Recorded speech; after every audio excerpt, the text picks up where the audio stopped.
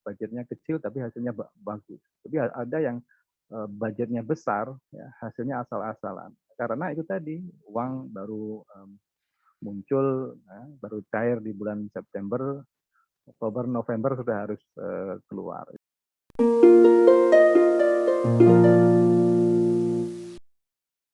Ternyata produksi ilmu pengetahuan itu tidak vakum dari faktor politik, ya. Jadi negara Barat misalnya berkontestasi menjadi centers of learning. Ini kadang kita tidak pahami, ya. Mengapa mereka mengeluarkan banyak duit untuk mengembangkan ilmu pengetahuan, ya, untuk memberikan grant-grant research, grant-grant untuk apa namanya MA, untuk PhD gitu. Kadang kita merasa asing, merasa aneh gitu. Ini tidak aneh, ya. Itu terkait dengan apa namanya politik ilmu pengetahuan, ya. Jadi menjadi centers of learning itu menjadi bagian jadi apa namanya kuasa juga, ya, terkait dengan kuasa ilmu pengetahuan, dan ini berlomba-lomba. Gitu. Kita saja di Indonesia yang itu tidak begitu berlomba-lomba, ya. Kita yang berlomba-lomba mendapatkan grant-grant riset dari luar negeri, ya. Ya. Nah, di situ. Nah, kita bisa lihat bagaimana centers of learning itu tumbuh, ya, dan kemudian berpengaruh pada peradaban itu. Pada era-era antiquity itu kita melihat ada Babilonia, Mesir, ya, Alexandria, Yunani, Romawi, Persia, Cina, India. Gitu. Kemudian pada masa Islam ada Baghdad, ada Kufa, ada Mesir, Andalusia, gitu ya. Modern tentu saja ada Eropa, Amerika di situ. Nah, ini mereka menjadi centers of learning. Ya, ini terkait dengan apa? Ya, ini politik ilmu pengetahuan. Ya, menjadi centers of learning itu akan mempunyai kuasa juga, ya, atas hal-hal yang lain, dunia politik, ekonomi, dan seterusnya, ya. Kemudian juga kita lihat pada era-era late modern atau post modern bahkan itu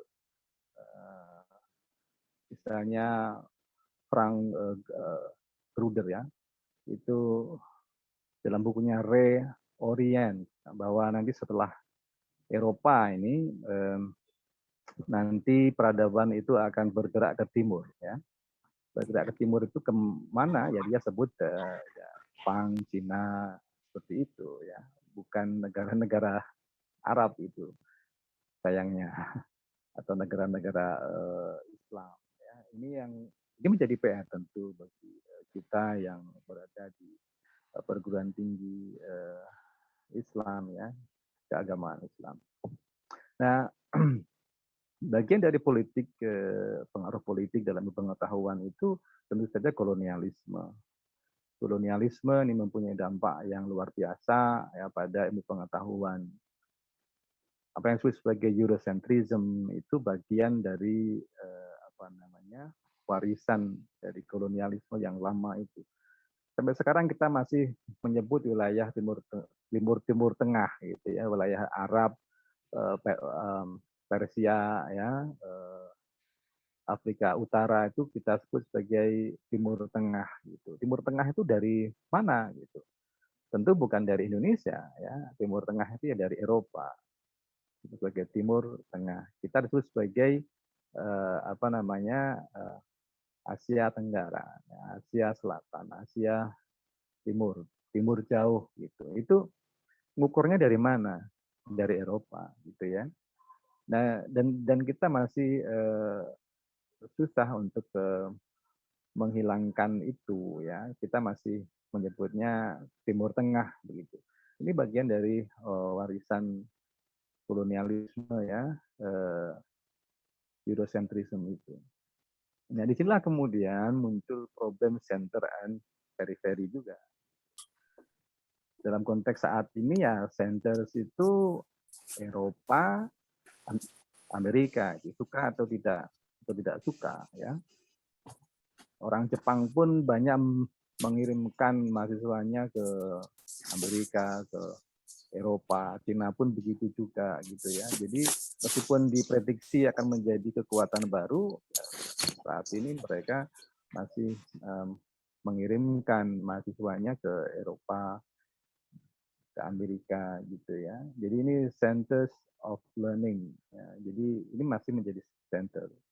Dan kita berada di periferi, kita di apa di pinggiran gitu ya. Dan karakter pinggiran itu menjadi konsumen ya. Nah, kita harus pahami juga ini perlu kita sadari bahwa kita memang menjadi konsumen dalam konteks ilmu pengetahuan dan juga dalam konteks produksi ilmu pengetahuan ya. Dari teori kita harus mau tidak mau belajar ke barat untuk menjelaskan realitas sosial karena kita lama eh, ter apa ter, terjauhkan ya dari mengkaji realitas itu sendiri. Kita banyak belajar realitas dengan kacamata normatif ya. Sehingga kita kehilangan banyak waktu untuk mengembangkan teori-teori yang berbasis pada realitas ya. Itu nanti tentu saja ada problem etis di situ ya. Misalnya mengapa kita masih menggunakan teori-teori tertentu ya, masih pakai teori-teori klasik misalnya Marx, kemudian Weber dan seterusnya itu ya karena itu yang so far bisa menjelaskan realitas. Ya. Nah, tetapi nanti akan kita lihat bagaimana kita di dalam periferi itu, di pinggiran itu, apakah kita cukup mengekor saja, ya, menjadi konsumer ilmu pengetahuan saja. Nanti akan kita bahas selanjutnya. Nah, relasi kuasa di dalam produksi pengetahuan itu akhirnya dampaknya luas ya, termasuk di dalam macam ada rezim ilmu pengetahuan yang kalau dalam bahasa Thomas Kuhn itu sebagai normal science ya. Jadi kalau ilmu pengetahuan itu tidak begini maka tidak dianggap sebagai ilmiah gitu ya. Nah, tetapi Kuhn pun juga memungkinkan munculnya suatu ilmu pengetahuan baru ya yang nanti dapat mungkin bahkan menyempurnakan atau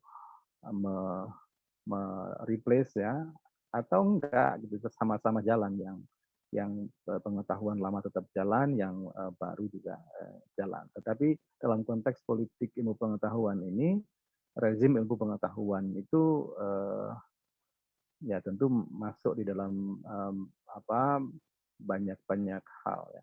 Dulu yang disebut sebagai ilmu pengetahuan itu yang mengadopsi prinsip-prinsip ilmu alam, misalnya muncul kemudian positivisme di dalam ilmu sosial. Ada yang mengadopsi dari ilmu biologi gitu ya, hingga melihat masyarakat itu sebagai organisme gitu dan seterusnya. Yang kemudian bahwa untuk bisa saintifik maka harus bisa dihitung, bisa dikuantifikasi dan seterusnya. Tetapi juga kalau kita lihat itu juga tidak hilang ya. Polling itu kan sangat kuantitatif ya, dan itu mempunyai derajat ketepatan yang cukup tinggi gitu ya. Jadi munculnya suatu ilmu baru itu tidak senantiasa serta-merta kemudian mengganti ilmu yang lama ya. Tapi bisa juga beriringan. Kemudian juga terkait dengan politik berpengetahuan ini tentu saja masalah funding ya. Nah ini yang menjadi problem bagi kebanyakan kita. Saya kira untuk melakukan riset perlu dana ya. Kita um, tahu bahwa Indonesia sudah cukup lumayan ya untuk pendanaan pengetahuan. Memang riset memang kurang. Kalau dan seringkali kita dengar ketika ada dana riset yang ditambah gitu. Ketika kita baca bukan riset ilmu sosial ya, jadi itu riset ilmu-ilmu lain ya. Nah, tapi problem juga kita meskipun besar misalnya ya, itu ada problem dengan model budgetingnya. Jadi uang itu baru akan cair bulan-bulan November atau ya September gitu. Kemudian 2 bulan kemudian sudah ada laporannya gitu. Itu betapa besar apapun dana riset itu hasilnya tentu tidak akan maksimal. Dana bisa kecil tapi kalau model budgeting ini bagus diberikan di depan misalnya itu bisa menghasilkan riset yang bagus ya. Itu kami mempunyai pengalaman tentang itu. Ada yang budgetnya besar ya, hasilnya asal-asalan karena itu tadi uang baru muncul ya, baru cair di bulan September, Oktober, November sudah harus keluar. Itu berapapun dana besar dialokasikan ya tidak akan menghasilkan riset yang bagus ya.